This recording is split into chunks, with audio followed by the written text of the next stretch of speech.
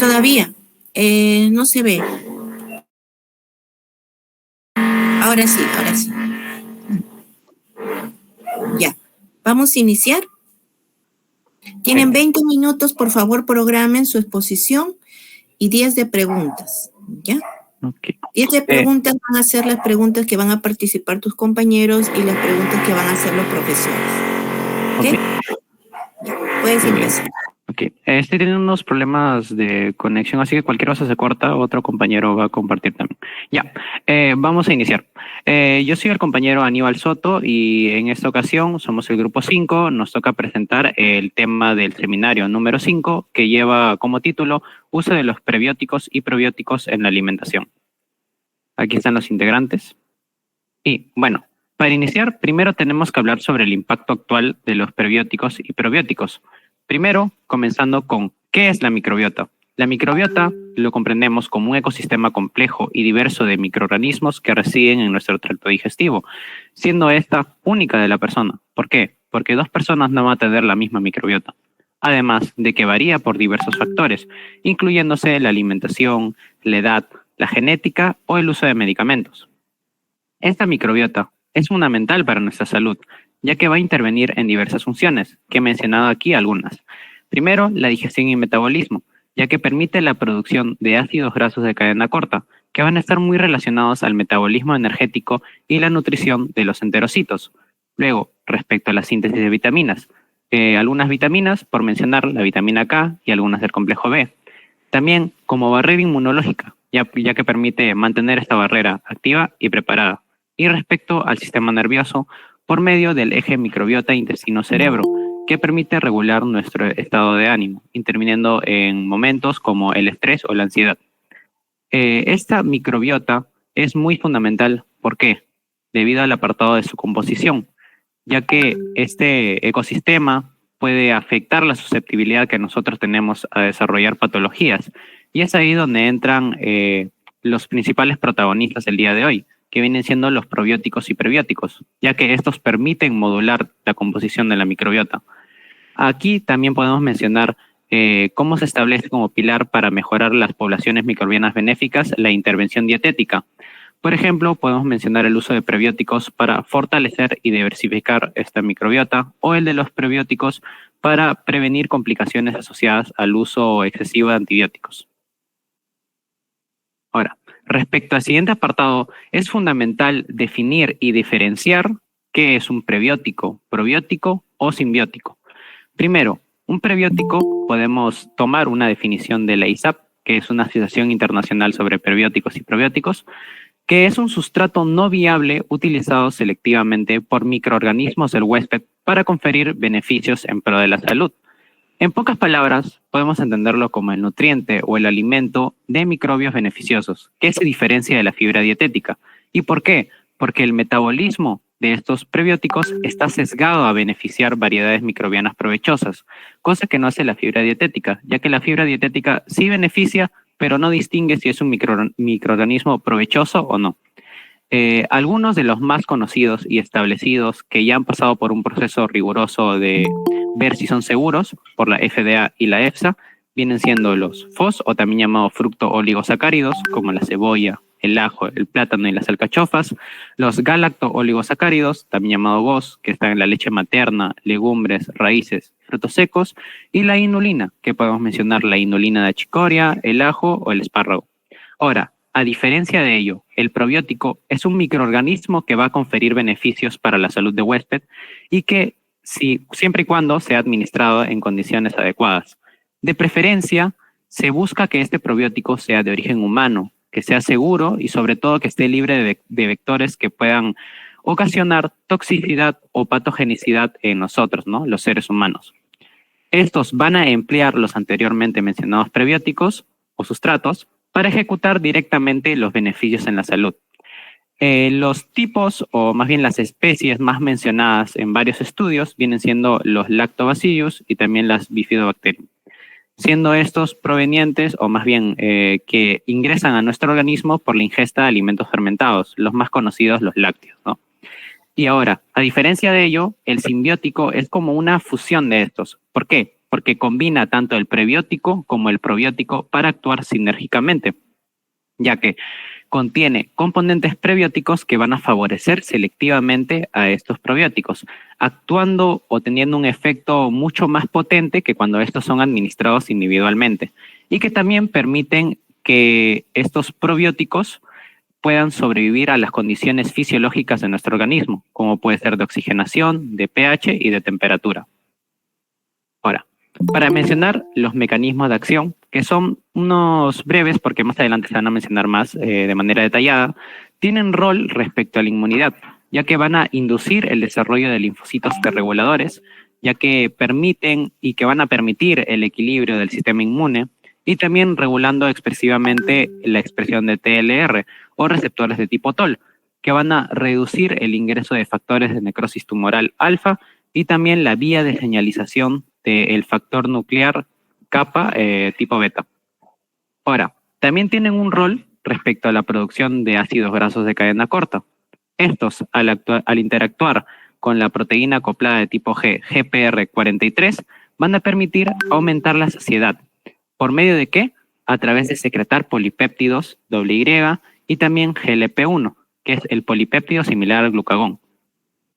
También van a permitir el reducir la acumulación de grasa e inhibir la lipólisis celular por medio de la fosforilación de la HCl o la lipasa sensible a hormonas, además de también aumentar la sensibilidad a la insulina, permitiendo la activación de la quinasa AMP tanto en el hígado como en el músculo. Otro rol que también tienen es de prevención patógena. ¿Por qué? Porque algunos de los probióticos van a permitir la producción de bacteriocinas. Estas bacteriocinas van a interrumpir la generación de energía por parte de diversos patógenos, es decir, van a interrumpir su fuerza protomotriz. Además de que también son buenos para competir por la exclusión. En vez de que un patógeno, por ejemplo, podemos imaginarnos que nuestro microbiota es como pequeñas sillas.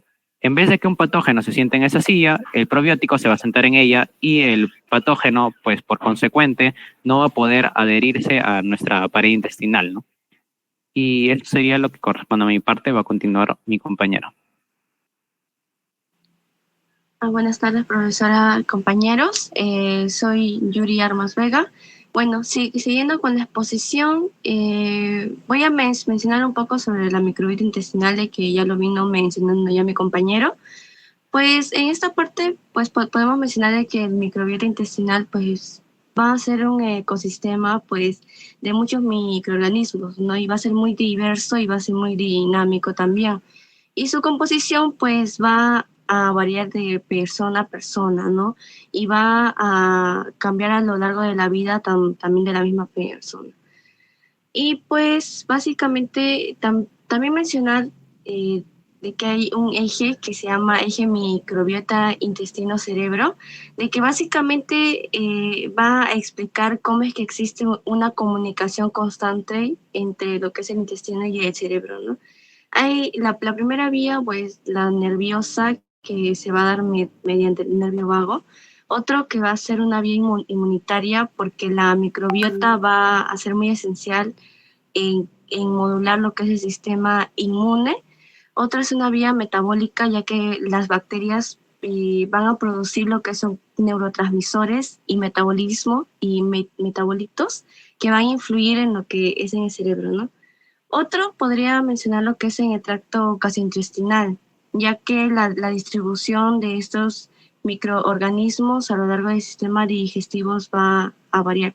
Por ejemplo, en el estómago y en el duodeno hay pocas bacterias debido a la acidez de que se presenta.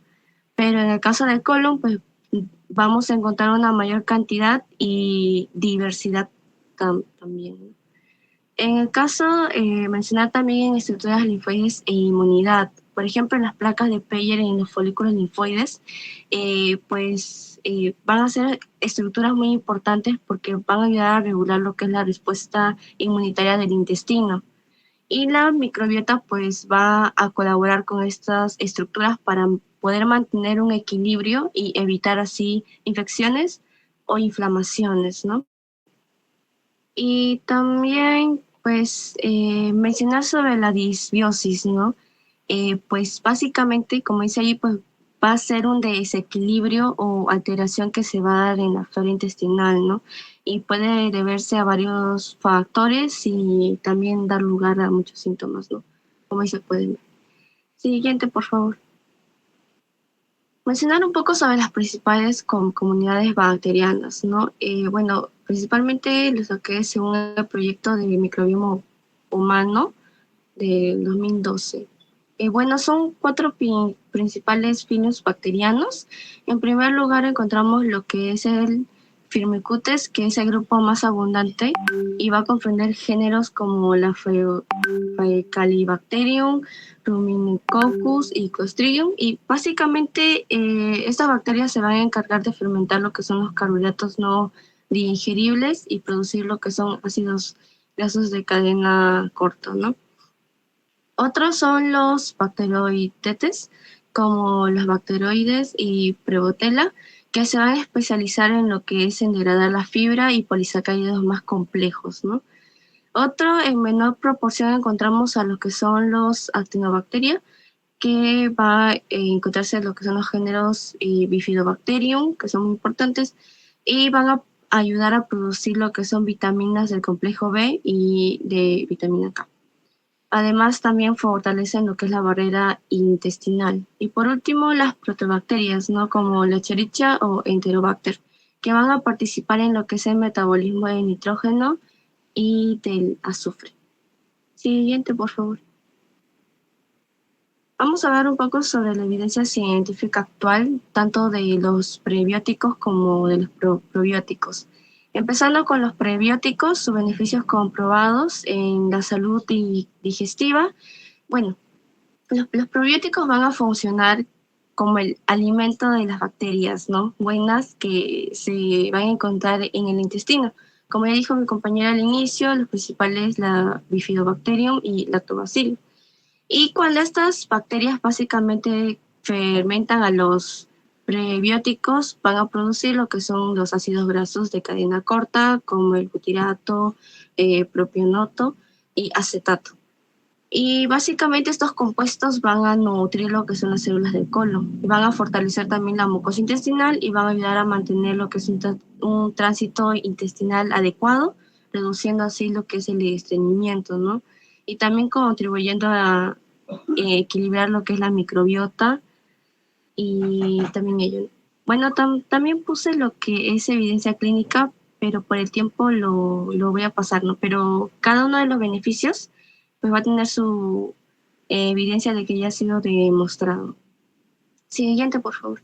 En el caso de beneficios comprobados en la inmunidad, bueno, en los prebióticos, pues no solo van a actuar en la digestión, ¿no? Sino también van a fortalecer lo que son las defensas del cuerpo.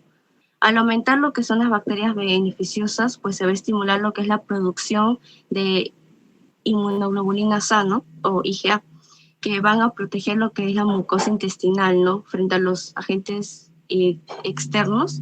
Y también se van, bueno, su beneficio también es que van a activar las células del sistema inmune, como los macrófagos o los linfocitos, ¿no? Que van a ayudar a reducir lo que es la inflamación, gracias a compuestos como el butirato. Y todo es, pues, esto hace de que el intestino sea más resistente a infecciones y se mantenga en equilibrio. Siguiente, por favor. Bueno, en el caso de sus beneficios comprobados en el tema del metabolismo, pues también va a tener efectos en este punto. Bueno, durante su fermentación se van a liberar lo que son señales que van a mejorar la sensibilidad a lo que es la insulina y también va a ayudar con el control del azúcar en sangre. Y también va a ayudar a regular lo que es el apetito mediante la liberación de hormonas, una de las importantes como la GLP-1.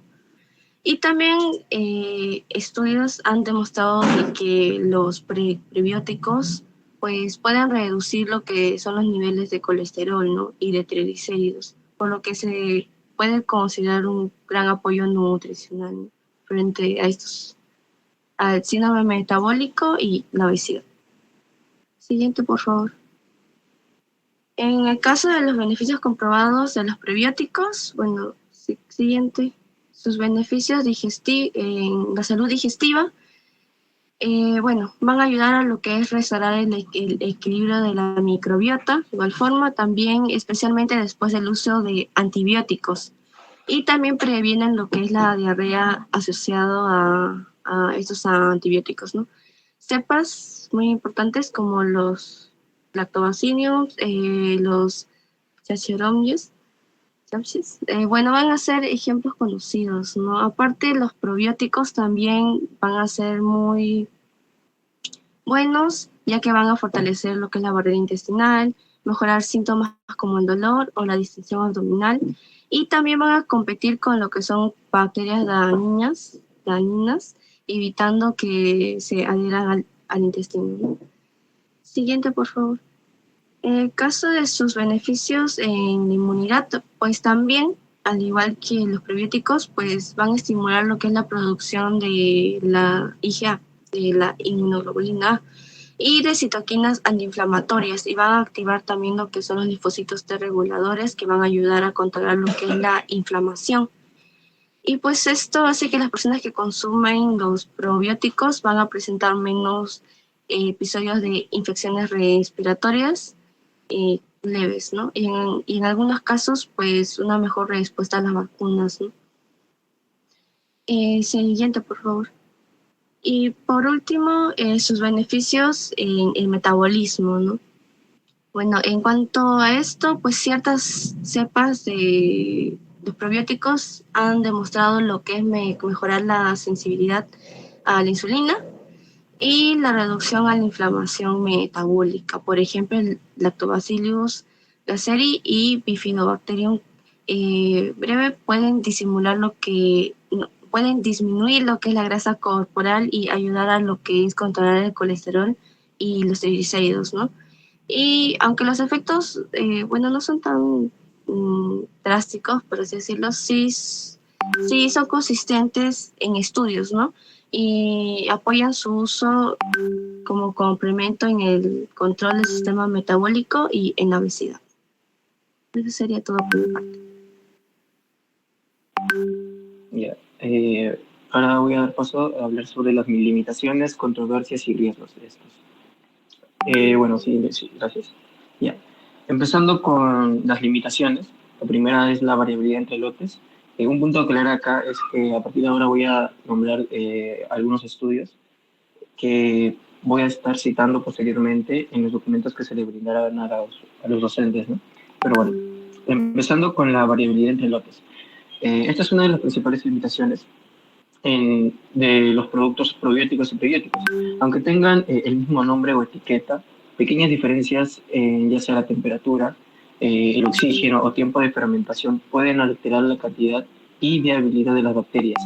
Esto hace que un producto sea más eficaz que otro, aunque provenga de la misma marca.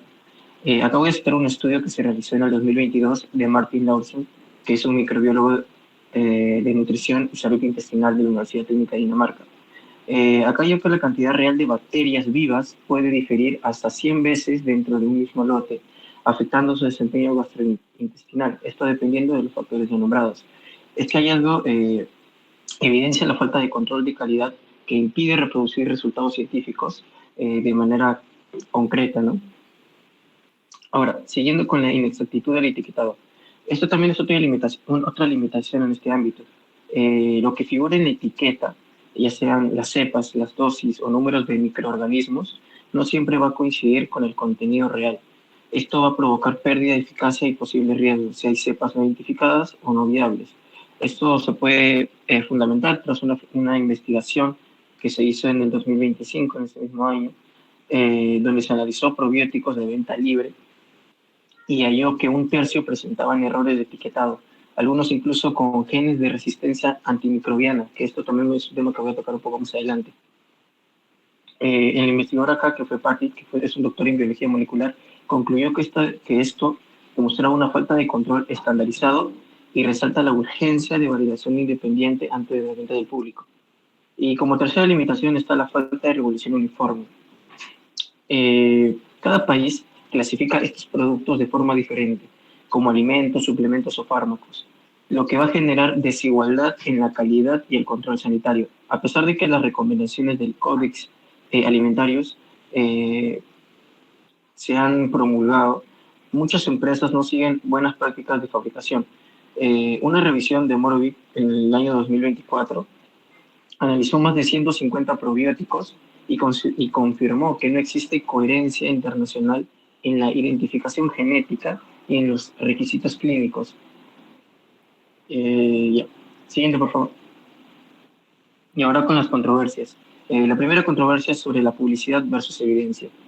Bueno, muchas marcas en general exageran los efectos de estos, ¿no? Atribuyendo propiedades, por así decirlo, milagrosas, sin respaldo suficiente o respaldo científico relevante. Esto va a generar expectativas poco realistas en los consumidores y confusión sobre los verdaderos beneficios. Con esto, yo cito una investigación, más que nada una revisión que se hizo en el año 2023, en donde se analizaron 200 productos comerciales y se halló que solo el 32% de las afirmaciones estaban sustentadas en estudios clínicos. Esto demuestra que la mayoría de mensajes comerciales no son tan confiables y pueden afectar la credibilidad científica de los probióticos, ¿no? En este caso. Como segunda controversia, un uso sin supervisión profesional. Muchas personas los consumen sin diagnóstico, guiadas ya sea por redes sociales o publicidad, lo que puede alterar la microbiota y causar efectos gastrointestinales adversos. El doctor Adam Joseph Elias, de la Universidad de Pécs en Hungría, publicó una revisión de 42 estudios clínicos en el año 2023 y halló que el uso sin control no redujo complicaciones y aumentó los eventos adversos en un 9%. Esto deja en evidencia que el consumo debe ser supervisado por un profesional de salud para evitar riesgos innecesarios, ¿no? Y como tercera controversia, las discrepancias científicas. Este también es un tema muy debatido actualmente durante mucho tiempo, que, bueno, algunos demuestran resultados positivos, pero otros no tanto o muy deficientes, dependiendo de la cepa, la dosis y la población. Por ejemplo, un estudio que se realizó en el 2021, se observaron en 3.600 pacientes con síndrome de intestino irritable una mejoría del 50% frente al placebo, ¿no? En cambio, en un estudio que se hizo años posteriores, en el 2023, en Tokio, se analizaron 1.000 pacientes con el mismo síndrome y no se hallaron mejorías globales, solo se hallaron mejorías muy superficiales, como leve mejoría en el dolor abdominal. Entonces, esto se demuestra también, depende mucho del sitio, ¿no? Como vemos, estamos analizando dos contextos diferentes, ¿no? Eso también nos deja en claro que no todas las cepas van a ser igual de efectivas, ¿no? Y que aún se realizan estudios más homogéneos para llegar a un consenso clínico. Siguiente, por favor. Ahora con los riesgos. El primer riesgo que menciono es las infecciones oportunistas. Como pacientes como pacientes inmunocomprometidos o en cuidados intensivos.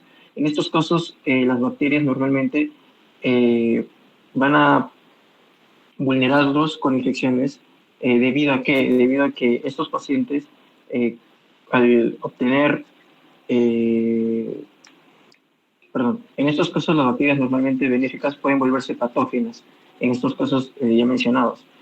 Esto se evidencia también en un estudio que se hizo en el 2023, donde se documentaron 39 casos de bacterias por Lactobacillus en pacientes hospitalizados.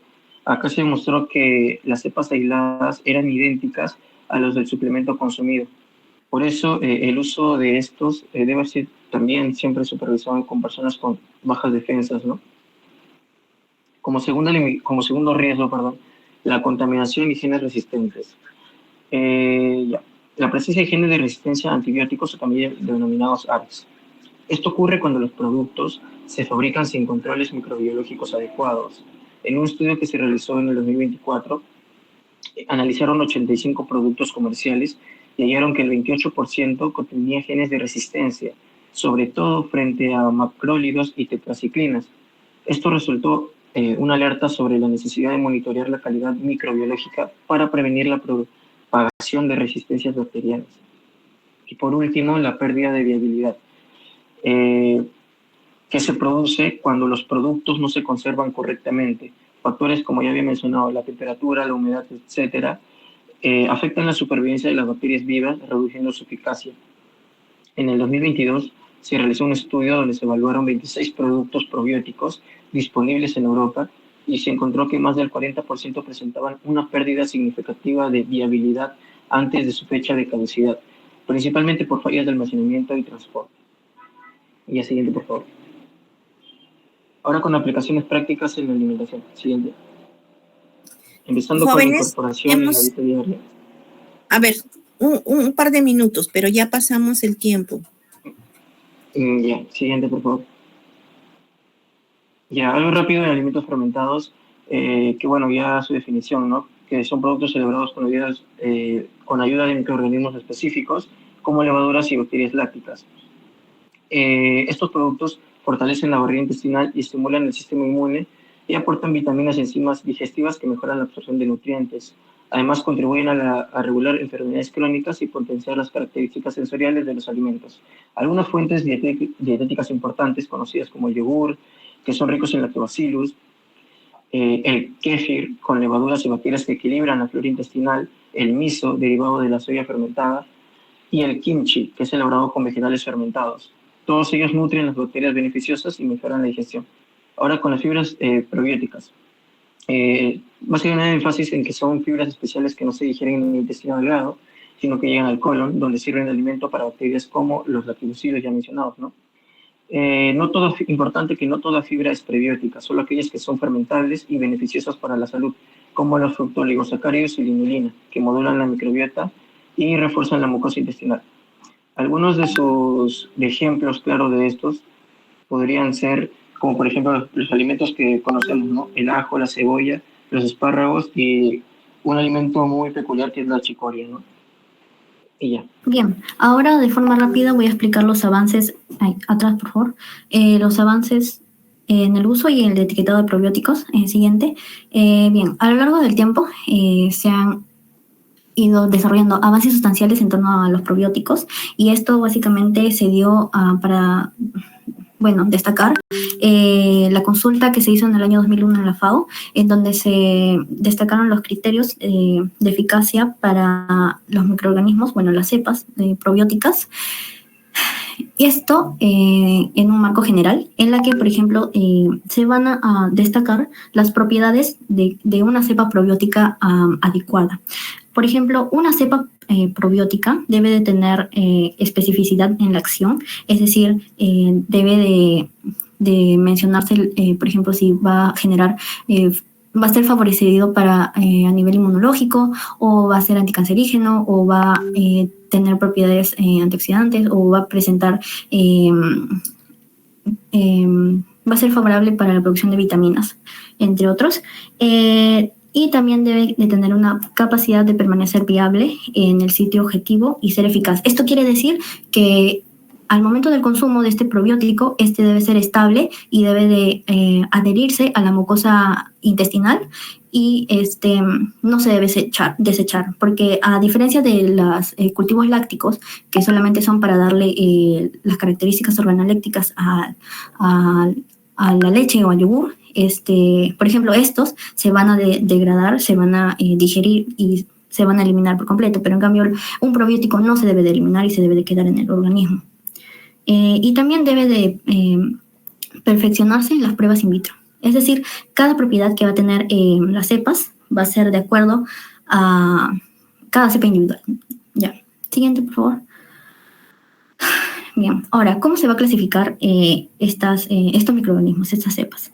Bien, hay dos criterios. La organización de los organismos, la organización de estos microorganismos va a ser mediante grupos taxonómicos, según las similitudes o relaciones, y también que se denomina según el Código Internacional de Nomenclatura.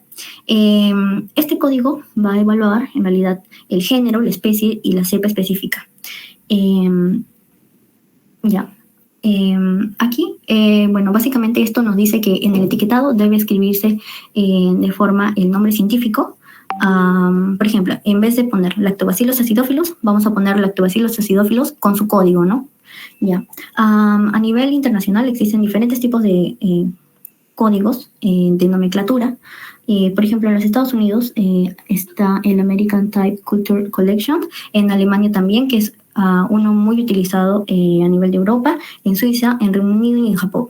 Y como dato, bueno, uno de los tipos de microorganismos, bueno, bacterias probióticas más empleadas son las Lactobacillus y los Bifidobacterium, las cuales son bacterias gram positivas que, por ejemplo, nos van a generar, los lactobacillus nos van a ser las que van a producir ácido láctico, ¿no? En cambio, las Bifidobacterium van a predominar a nivel del colon y estas van a ser estrictamente anaerobias. ¿Y esto por qué, no? ¿Por qué se va a predominar en el colon? Esto se debe a que, bueno, como la Bifidobacterium no va a necesitar tanta cantidad de oxígeno, es donde pues va a proliferar en esta parte del tracto gastrointestinal, ¿no? Ya. Siguiente, por favor. Ya. En esta consulta del año 2001 de la FAO también se dio la identificación de cepa probiótica, en la que básicamente es cómo se va a identificar esta bacteria. Y esto se hace por pruebas fenotípicas, que básicamente va a ser cómo se va a identificar las características, y en la tipificación genética, que es básicamente pruebas moleculares. En estas pruebas moleculares se va a hacer los métodos como la electroforesis en gel, en la que se va a fragmentar cada grupo de ADN, y luego en la hibridación de ADN se va a comparar esos grupos de ADN con otros microorganismos ya establecidos. Y en la secuenciación del ARN 16S, aquí, bueno, esto a nivel ribosomal va a servir para comparar con la base de datos que ya se tiene sobre proyecto de base de datos ribosomales que ya hay prescrito, de hecho. Y ya básicamente es así, la identificación. Siguiente, por favor. Bien, sí, voy a pasar a la última parte ya para terminar. Siguiente. Ya, por ejemplo, en un etiquetado, bueno, aquí en Perú lo que sucede es que hay cultivos lácticos y cultivos probióticos. ¿Y en qué se diferencia esto? En el etiquetado, por ejemplo, ese es el etiquetado de Bakimu. Aquí los cultivos lácticos simplemente son los que van a generar características al producto lácteo, y en cambio los cultivos probióticos van a ser los que van a ser beneficiosos para la salud, ¿no? Ya. Uno de los más conocidos son los Lactobacillus acidophilus, los Bifidobacterium bifidum y los Lactobacillus casei. Siguiente, por favor. Ya se acabó, creo. Sí, se acabó. Listo. Bien, muchas gracias. Ya están con el tiempo. Bueno, se han pasado 8 minutos, pero bueno, vale la pena por lo que he visto que se han esforzado, han avanzado y bueno, han puesto algunos puntos tal vez adicionales más, ¿no? Bueno, vamos a ir con la ronda de preguntas, primero de profesores y luego ya con el aporte de sus compañeros. Buenas tardes con todos. Buenas tardes, profesor. Sí, profesor, puede preguntar. Bueno, primero me felicito, buena exposición, pero por favor calculen bien su tiempo porque la última parte no se ha entendido muy bien, ¿no? Bueno, una consulta con respecto a los probióticos. Quisiera que me digan, el grupo, ¿qué relación existe con una relación directa con la fibra, ¿no? ¿Cuál es los beneficios para la salud? Y con qué tipo de fibra, en este caso, se adecua más para una mejor, ¿cuál es el tipo de fibra su relación con los probióticos van a ayudar a mejorar la salud en el cuerpo humano, ¿no? Profesor, ¿podría repetir su pregunta para sí? O sea, algo muy sintetizado porque no lo entendí todo. A ver, la relación entre los probióticos, la fibra dietaria y el tipo de fibra que ayudan a mejorar la salud en el cuerpo humano y de qué forma. Ya, ok. Respecto a su pregunta, ¿cómo es la relación entre los tipos de fibra y los probióticos? Pues estos van a servir a modo de, como había mencionado, como tipo de alimento. Los probióticos van a fermentar este tipo de fibra y pues los productos de esto también van a ser beneficiosos para nuestro organismo. Y respecto a qué tipos específicos, había mencionado los fructooligosacáridos y los galactooligosacáridos. ¿Y por qué? Es porque sus enlaces son más fáciles de degradar para los probióticos. ¿Estas fibras son solubles o insolubles? Clasificarlo es porque cuando buscas la definición de estas fibras, te dice que son fibras prebióticas. No confundirlo con fibras dietéticas, ya que las fibras dietéticas pueden ser degradadas por múltiples microorganismos, pero no necesariamente los que son beneficiosos para nuestro organismo. Exacto. Eso justamente quería que lo remarques. Gracias.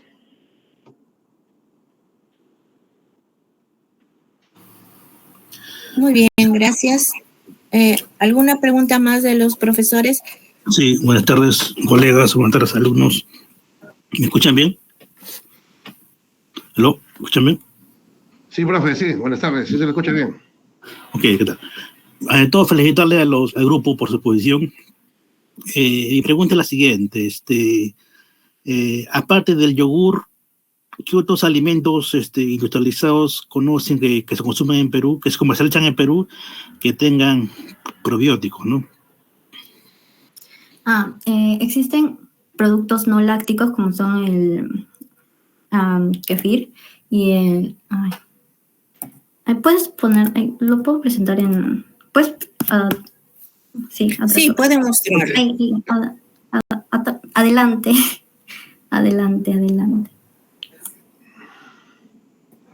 Adelante. Más puntual, por favor. Ahí, ya. Sí. Ya, sí, como el cambu, que, bueno, pues es un producto no láctico que también presenta, ¿no? Probióticos. Pero el más popular acá en el Perú creo que es el yogur, creo, ¿no? El otro ya un poco en supermercados se puede encontrar, creo, ¿no? Pero no es muy difundido, ¿no? Básicamente el yogur, creo, ¿no, jóvenes? Sí, pero el más común es el yogur. El más común es el yogur. Profesor, una consulta. ¿Ahí tampoco entrarían las chichas fermentadas, como la chicha de jora? Pero en la chicha fermentada, creo que no, ahí no entraría la chicha fermentada, porque no, ahí no entraría la chicha fermentada, ¿no? Porque no lleva, ¿qué te digo? Probióticos, ¿no? Que a mi parecer no lleva probióticos, creo. Y también la chicha fermentada, la chicha jora, te refieres, la chicha jora, ¿no? No es yo que sepa, no se vende en los supermercados, creo, como tal, ¿no? Sino se vende así como en el mercado de abastos, sí, al paso, a granel, ¿no? Pero sí, en supermercados no he visto que la haya industrializado chicha jora, no, yo que sepa, no.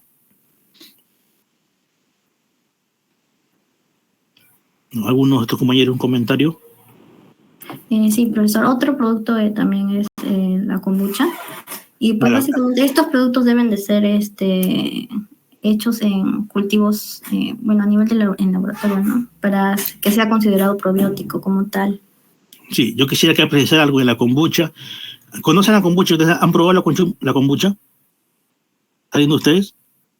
Yo que sepa, hace poco he visto que la han lanzado al mercado como ya un producto ya industrializado. He visto una galería naturista.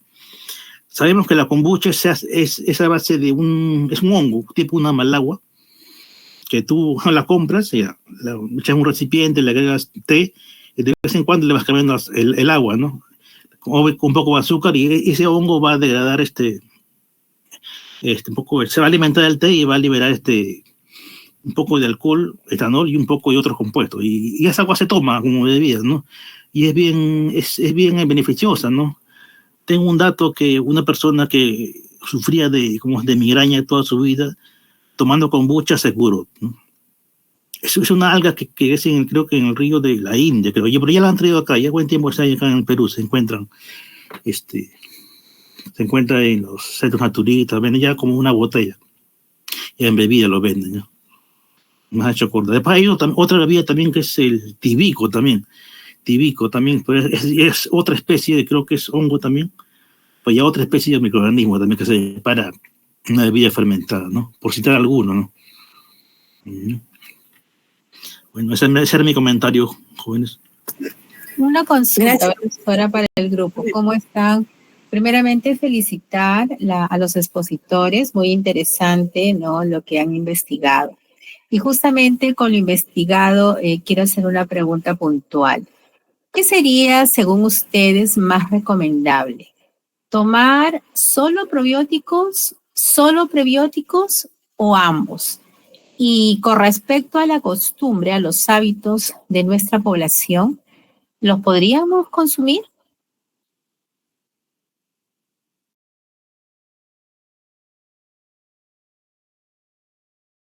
A ver, ¿quién responde?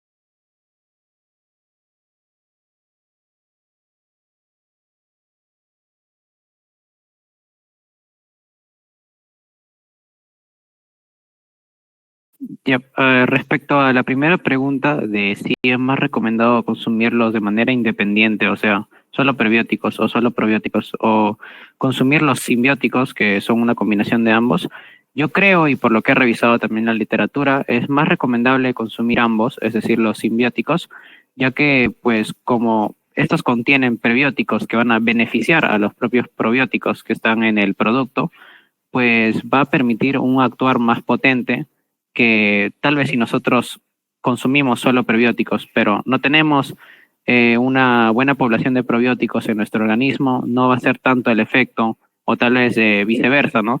Tal vez tenemos una cantidad buena de probióticos, o sea, microorganismos beneficiosos en nuestro organismo, pero no consumimos alimentos que puedan fermentarlos, pues no va a ser al punto, ¿no? Sería dable que consumamos ambos a la vez.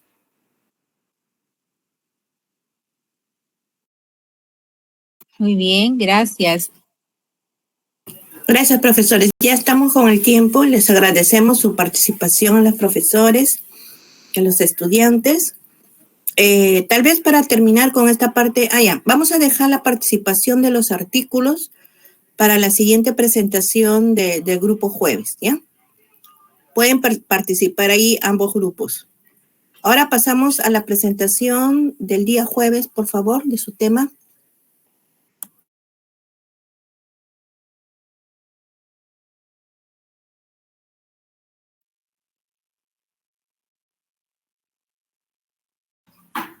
Ya. Buenas tardes, profesora. ¿Me logran oír? Hija, se escucha. Ya, está bien. Vamos a empezar. Buenas tardes, profesores. Buenas tardes, compañeros. Vamos a presentar el seminario 5 acerca del uso de los probióticos y los prebióticos en la alimentación. Bueno, este es el orden de las exposiciones. Yo soy Capuña Puche. Siguiente. Ya, primero hay que entrar como en una breve introducción, ¿no? Ya que estos prebióticos y probióticos ha ido creciendo, digamos, su interés científico a raíz de una comprensión más profunda del microbioma humano.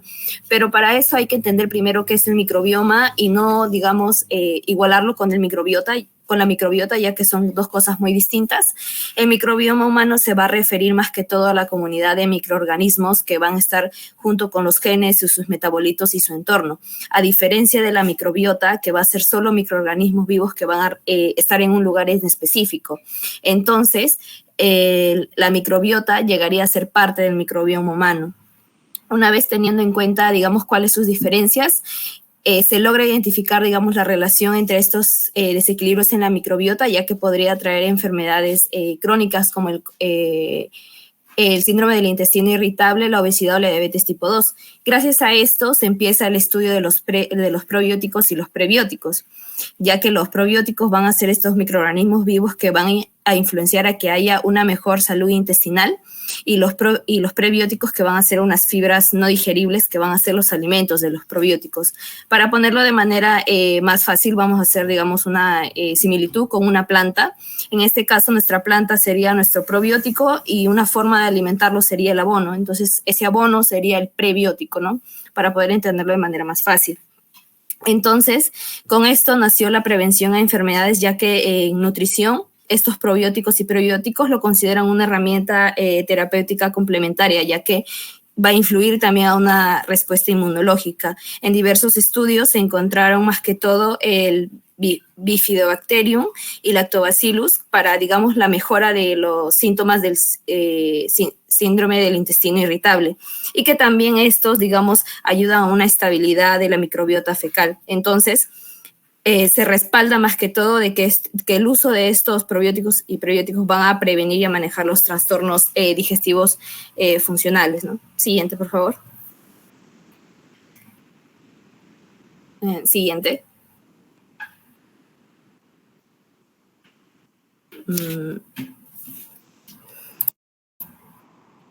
Sol, siguiente diapositiva, por favor. Ya. Vamos a encontrar, digamos, alimentos funcionales y la búsqueda entre este equilibrio, ¿no? Primero, en los probióticos vamos a encontrar el que es más común, como digamos el yogur. Ahí señalé que dice cultivos probióticos que encontramos en un yogur de marca comercial acá en el Perú. Y adicionalmente también vamos a tener otros alimentos como la kombucha, que son bebidas fermentadas, y también el kimchi, que también lo usan para este tema, y los prebióticos que ya tendríamos, digamos, diversos alimentos como la cebolla, las legumbres, la avena. Entonces, al consumir nosotros estos alimentos, no solamente busca nutrición, ¿no? Sino también el bienestar y prevenir estas enfermedades. Entonces, adicionalmente, la eficacia digamos, de estos va a depender también de la dosis y la duración del consumo, pero también hay que tener en cuenta de que esto va a depender de cómo se encuentre la persona. Si es que, digamos, tendría alguna patología o algo, también podría influenciar.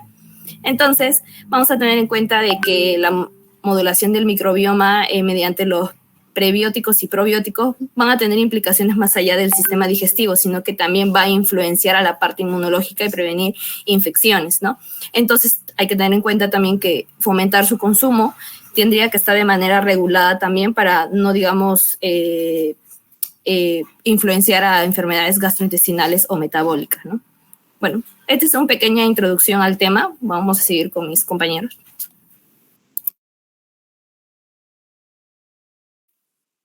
Bueno, yo voy a hablar sobre la definición y la diferencia entre prebióticos, prebióticos y simbióticos. Sí, siguiente diapositiva, por favor. Ya, bueno, voy a empezar por qué son los probióticos. Según la FAO y la OMS, los probióticos son microorganismos vivos que cuando se consumen en cantidades adecuadas benefician la salud del huésped. En palabras simples, son las bacterias buenas del intestino, las que encontramos en alimentos como el yogur, el kéfir, el chucrut y también en suplementos. Los más importantes son los lactobacillus y las bifidobacterium que ya habían mencionado. Ya que estos estimulan al sistema inmunitario y producen bactericinas que actúan como antibióticos naturales. Aparte tienen las funciones de mejorar la integridad de la barrera intestinal, producen compuestos antimicrobianos y también modulan la respuesta inmune intestinal. Siguiente diapositiva, por favor. Bueno, entonces ahora, ¿qué son los prebióticos? Los prebióticos no son bacterias, sino que son fibras que sirven de alimento para las bacterias buenas. Según Gibson, los definen como sustratos que son utilizados selectivamente por microorganismos beneficiosos promoviendo la salud del huésped. Los más conocidos son la inulina y los fructooligosacáridos, ya que la inulina es una fibra soluble que está presente en la achicoria, el ajo, la cebolla, los espárragos, el plátano verde.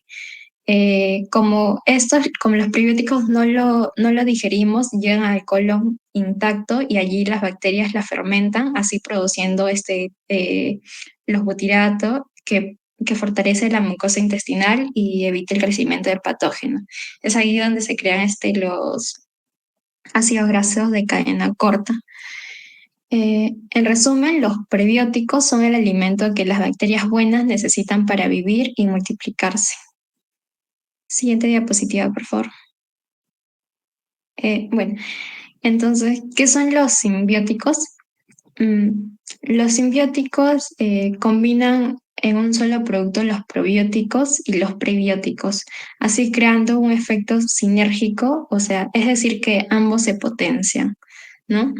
Y, por ejemplo, un ejemplo sería el yogur con lactobacillus y inulina, ya que sería un alimento simbiótico en ese caso.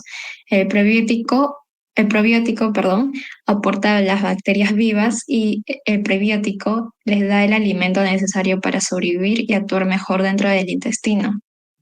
Y esto mejora su colonización, la absorción de nutrientes, la función de barrera intestinal. Y bueno, en términos simples, las bacterias llegan vivas, se alimentan y hacen mejor su trabajo, ¿no? Ahí también puse un ejemplo del kéfir de Danlac más una fruta que es la luma, que tiene como fibra dietaria, según la TPCA del 2025, 10.2 gramos, y esto formaría un simbiótico. En conclusión, los probióticos son las bacterias buenas, los prebióticos son el alimento y los simbióticos combinan ambos para poder potenciar sus beneficios. Gracias. Listo. Siguiendo, buenas tardes, profesora y compañeros. Mi nombre es Sol Uribe y yo les voy a hablar sobre las fuentes alimentarias y suplementos de los probióticos y prebióticos. En el caso de los probióticos tenemos como fuente alimentaria los yogures naturales, que son leche mayormente fermentadas con bacterias específicas, como lo serían los streptococos y el lactobacillus, y que estas fermentan la lactosa y la convierten en ácido láctico, lo que le da esa textura y ese sabor ácido al yogur. Luego tenemos al kefir, que es una bebida de leche fermentada con una consistencia un poquito más líquida que el yogur y con un sabor un poquito más ligeramente ácido. Se fermenta usando los granos de kefir, que es una matriz gelatinosa, que alberga una comunidad simbiótica de al menos de 30 a 50 especies de microorganismos. Luego tenemos a la kombucha, que es una bebida fermentada, gasificada y ligeramente ácida, que se realiza a partir del té negro o el té negro o té verde endulzado, que tiene una colonia de bacterias y levaduras que trabajan en equipo. Y una alternativa mucho más vegetal sería el kimchi, que es un plato tradicional coreano a base de vegetales fermentados, que tienen la colchina, especias como ajo, jengibre y chile coreano, que son fermentados a base de bacterias acidolácticas como lo serían los lactobacilos. En el caso de los prebióticos tenemos alimentos como lo son la cebolla, que contienen las fuentes de prebióticos como lo sería los fructooligosacáridos y la inulina, y también tenemos productos lácteos, pero en este caso la leche de vaca no es una fuente en sí, sino la leche materna, pero como sabemos que no podemos consumirlo, no solamente para la lactancia materna. Hay ciertos productos lácteos que se les añaden ciertos probióticos, como lo son los galactos oligosacáridos y los fructooligosacáridos. También tenemos las legumbres, como lo son las lentejas, los frijoles y todo ese tipo de alimentos, que son una fuente de fibra beneficiosa que contienen los galacto-oligosacáridos y los almidones resistentes. Bueno, luego tenemos también suplementos que llegan, bueno, la mayoría son simbióticos, algunos pueden llegar a ser probióticos que se venden en farmacias y que se pueden comprar, que normalmente tienen bacterias colonizadoras y cepas probióticas. Bueno, ahora sí vamos a hablar de la microbiota intestinal. ¿A qué se refiere? La microbiota intestinal es un conjunto de microorganismos que son las bacterias, hongos, virus, parásitos que residen en nuestro cuerpo, que se diferencian bastante de los que pueden ser bacterias comensales, mutualistas y patógenos, ya que también son beneficiosos para nuestra salud. Dentro de su composición podemos ver que en cada individuo puede ser diferente, es particular, ya que puede variar gracias a la dieta, al ejercicio, a su forma de vida y también su base genética.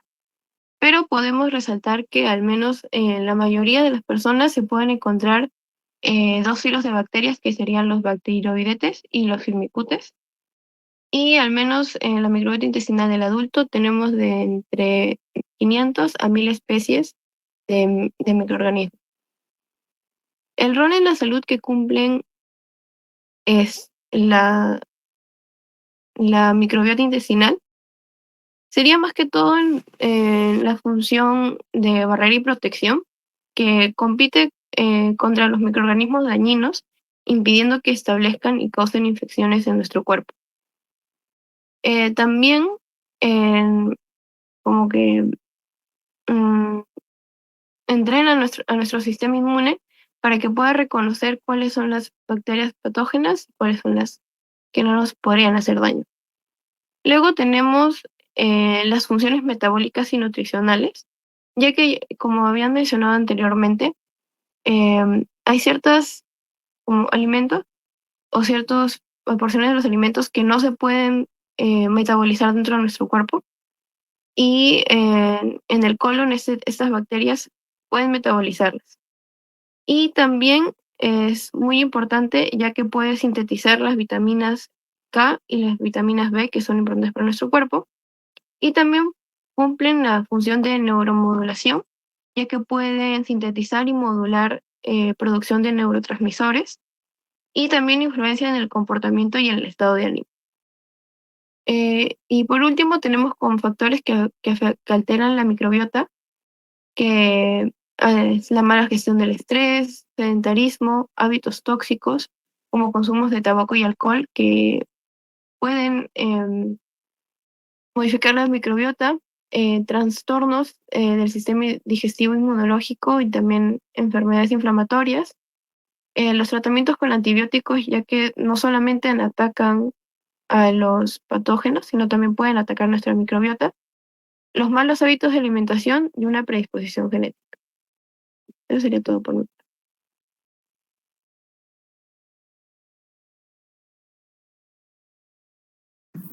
Bueno, continuando con los beneficios, siguiente por favor. Tenemos que, en cuanto a la salud del aparato digestivo, previene y trata la diarrea, ¿no? Ciertas cepas como el Lactobacillus rhamnosus y el Bifidobacterium lactis son eficaces en la prevención y tratamiento de la diarrea aguda.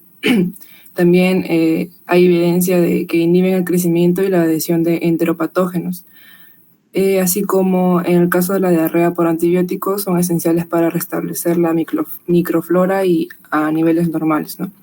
También hay evidencia que bacterias del ácido láctico pueden inhibir el crecimiento excesivo de el Helicobacter pylori y reducir la actividad de la enzima ureasa necesaria para este patógeno, ¿no? En cuanto a su potencial anticancerígeno, se ha observado que la administración del Lactobacillus y Bifidobacterium puede modificar la flora intestinal y reducir los niveles de sustancias carcinogénicas como las nitrosaminas producidas por elementos de esa microflora, ¿no? Aunque este resultado es prometedor, se requieren aún más estudios clínicos para poder sacar conclusiones definitivas sobre la eficacia. Siguiente, por favor. En cuanto a la modulación del sistema inmunitario y las alergias, tenemos prevención y alivio de alergias. En el caso de la enfermedad atópica precoz, en recién nacidos con alto riesgo de alergia, la administración del Lactobacillus rhamnosus a la madre y luego al bebé demostró una reducción significativa de la enfermedad.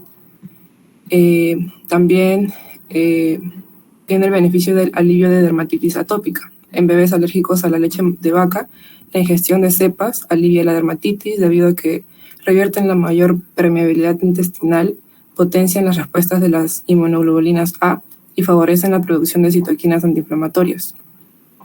También están involucradas en el refuerzo de la inmunidad inmediata porque potencian la actividad de las natural killer en el sistema inmunitario de la mucosa. Datos en humanos sugieren que pueden mejorar su actividad en personas de edad avanzada. Siguiente, por favor. Los prebióticos. Los prebióticos favorecen la función gastrointestinal, aumentando la producción de ácidos grasos de cadena corta, lo que estimula el crecimiento y la actividad de las bacterias beneficiosas. Ayuda a mantener el valor del pH intestinal en un nivel correcto y modulan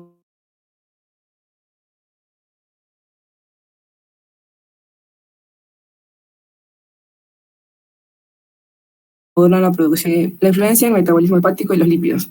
Regulan la acción de enzimas lipogénicas hepáticas, lo que influye indirectamente en el metabolismo de los lípidos.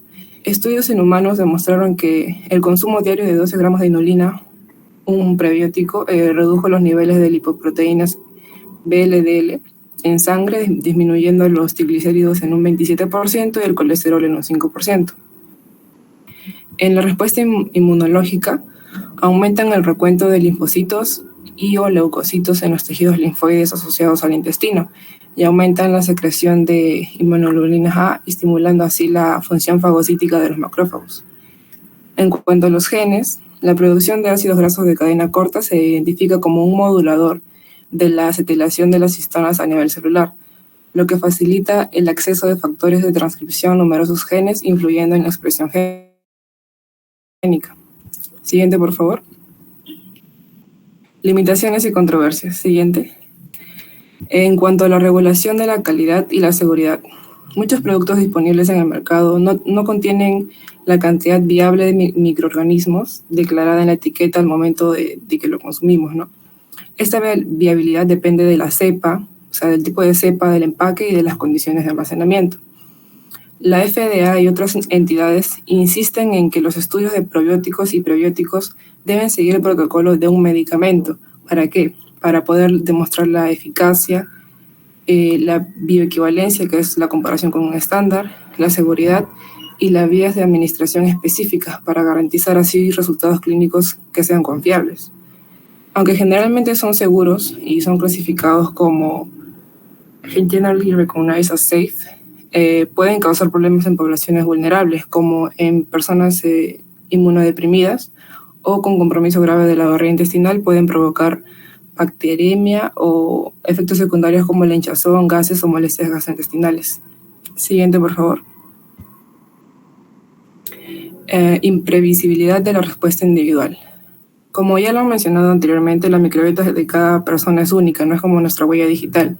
Por tanto, las modificaciones que los prebióticos o probióticos hagan en nuestro organismo depende de la cepa, de las especies individuales y son difíciles de predecir a priori, ¿no? No existe una dosis única que funcione para todos. Puede variar por factores como la edad, una patología presente o la composición inicial de la flora intestinal. El entorno intestinal del paciente, como la motilidad, el pH, la concentración de la bilis o enzimas digestivas, desempeñan un papel importante en la determinación del resultado de la competencia de interespecies de bacterias, ¿no? Y por último, la eficacia general y microbioma sano. Para muchos individuos sanos, la evidencia no es concluyente sobre si aportan un beneficio significativo adicional a lo que sería una dieta rica en fibra. Y aún no existe una definición universal que defina a un microbioma sano, ¿no? O sea, si no sabemos qué parámetros definen un estado ideal de microbioma, es difícil medir si un prebiótico o probiótico está realmente normalizando o mejorando la salud de este, ¿no? Siguiente.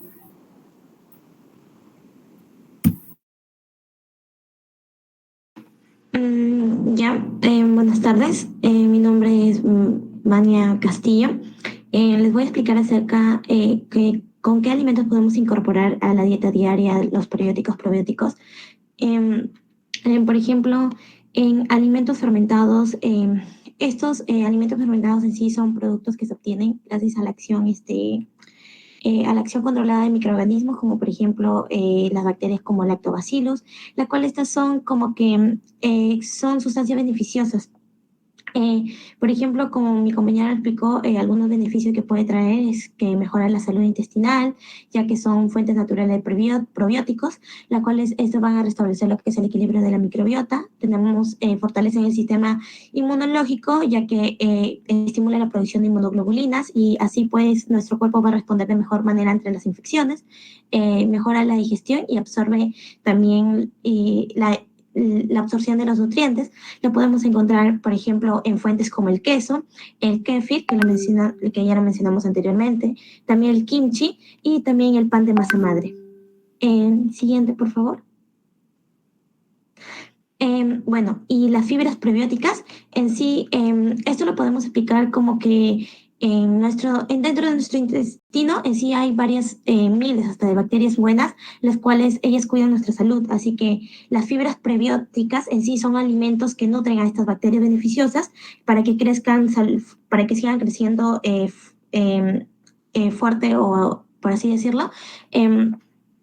Estos también van a ser muy beneficiosos, ya que mejora la salud intestinal, porque este estimula el crecimiento de bacterias como lactobacilos, que lo hemos estado mencionando, y favorece lo que es la sensación de saciedad. ¿Por qué? Porque esto tiene un efecto en sí fermentativo, que este va a ayudar a lo que es controlar el apetito. ¿Por qué? Porque estas fibras prebióticas en sí, como por ejemplo la inulina, estas no se digieren directamente en el intestino delgado, sino que en el colon, las cuales estas son fermentadas y van a producir ácidos grasos de cadena corta, las cuales lo mencionaron en el seminario anterior también, como por ejemplo el butirato, las cuales estas van a como que tienen efectos metabólicos muy importantes, como por ejemplo lo que es la liberación de lo que es la hormona de la saciedad, que es la leptina, y también contribuye a la salud metabólica, ya que va a ayudar a lo que es a regular los niveles de glucosa y colesterol en sangre, y podemos encontrarlo en fuentes como por ejemplo en verduras, como la cebolla o el espárrago, también en la alcachofa o el ajo, en las frutas como por ejemplo lo que es la manzana, la papaya o hasta en el mango, y cereales como por ejemplo la avena, el trigo o hasta en la cebada. El siguiente, por favor. Y por último, pues la innovación en la industria alimentaria, ya que como en sí la industria ha innovado usando probióticos o prebióticos hasta simbióticos. Por ejemplo, los lácteos fermentados, estos no solo aportan proteínas, los lácteos fermentados funcionales, como por ejemplo utilizan lo que es el lactobacillus, no solo aportan proteínas, calcios y vitaminas, sino que también va a reducir lo que es el colesterol sérico, mejora la digestión de la lactosa y fortalece el sistema en sí inmunológico. Y, por ejemplo, podemos encontrar lo que son las barras, las bebidas o hasta lo que son incluso cápsulas, las que también es como que son una microencapsulación que se pueden proteger a las bacterias del oxígeno, las cuales esta como que va a tener como por así decirlo, va a tener más tiempo de que dure. Por ejemplo, esto se le recomienda mucho a los que son para personas que son veganas. Y por último, tenemos lo que es la tendencia actuales en alimentos funcionales.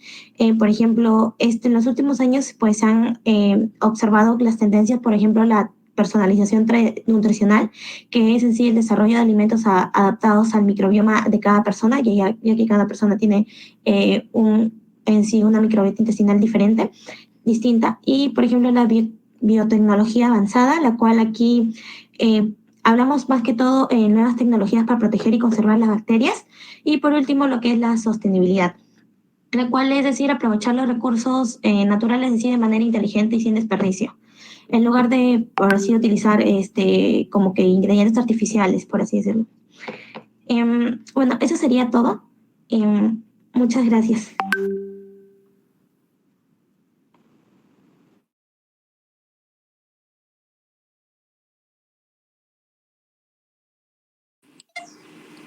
Muy bien, ahora vamos con las preguntas. No sé, que ustedes quieran hacer a sus compañeros. Primero vamos a ver si algún docente quisiera hacer alguna pregunta. Uno al menos. Sí, profesora, sí.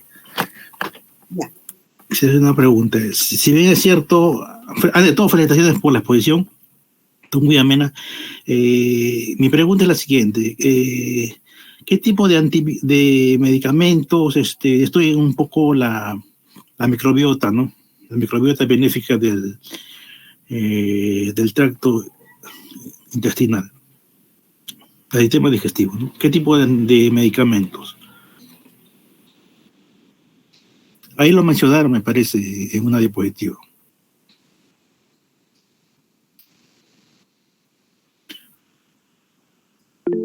Sí, profesor. Sí, adelante, Yasmin. Ya.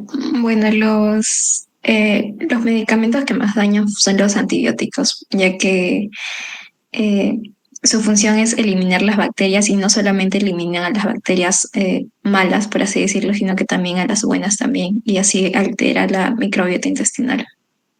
Claro, o sea, uno consume antibióticos cuando tiene un tipo de infección, ¿no? Ya, si bien este antibiótico, hay antibióticos de amplio espectro, ¿no? O sea, no solo matan al germen que nos causa la infección, sino también, de paso, a la flora banal, ¿no? O sea, antiguamente se le llamaba flora banal a la microbiota, ¿no? O sea, la microbiota saludable que tenemos, ¿no?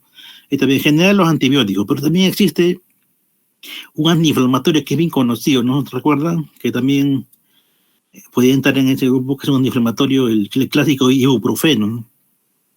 Es un antiinflamatorio muy antiguo que también se ha mostrado que mata la flora banal, ¿no? La microbiota, ¿no? Pero mayormente se consideran los antibióticos, ¿no? Por eso es importante cuando uno consume antibióticos o ibuprofeno, tratar de reponer esta pérdida, ¿no? Tomando, por ejemplo, con yogur prebiótico, ¿no? O también, inclusive en la farmacia he visto que venden como una capsulita que vienen bacterias, creo que son cepas, ¿no? Que para que te repongan la microbiota intestinal que se haya perdido, ¿no?